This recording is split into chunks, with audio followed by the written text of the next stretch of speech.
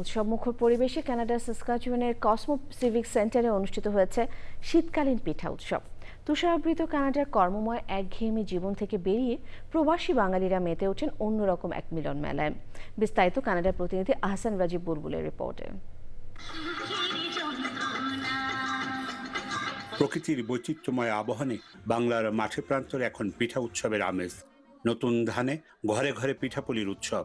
আর এই উৎসবের সঙ্গে তাল মিলিয়ে কর্মময় জীবনের পাশাপাশি প্রবাসী বাঙালিরাও মেতে ওঠে শীতকালীন পিঠা উৎসবে। বাঙালি সংস্কৃতির এই উৎসব পরিণত হয় মিলন মেলায়। সবাই আমাদের অনুষ্ঠানে আসছেন, আমি খুবই আনন্দিত। আপনাদের সবাইকে ধন্যবাদ জানাই, সবার প্রতি কৃতজ্ঞতা। যারা সহযোগিতা করেছেন প্রত্যক্ষ অথবা পরোক্ষভাবে সবাইকে আমি আন্তরিক শুভেচ্ছা জানাচ্ছি। নতুন প্রজন্মের কাছে বাংলার কৃষ্টি, ইতিহাস ও ঐতিহ্য তুলে ধরা ছিল উৎসবের মূল লক্ষ্য।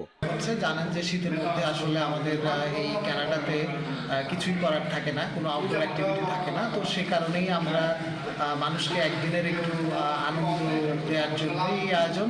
রঙিন আর বর্ণিল সাজে সজ্জিত প্রবাসী বাঙালি নারীরা পরিবেশন করে চিতই পিঠা, পাটিসাপটা, পুলি, গুড়া পিঠা, গোলাপ পিঠা, পাকন পিঠা, ভাবা পিঠা এবং হৃদয়হরণ সহ অন্যান্য পিঠা। Enjoy your food, clothing and program.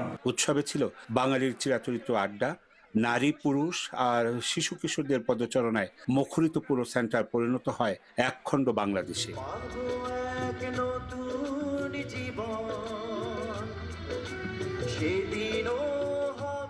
Canada থেকে আহসান রাজীব বুলবুল, চ্যানেল আই।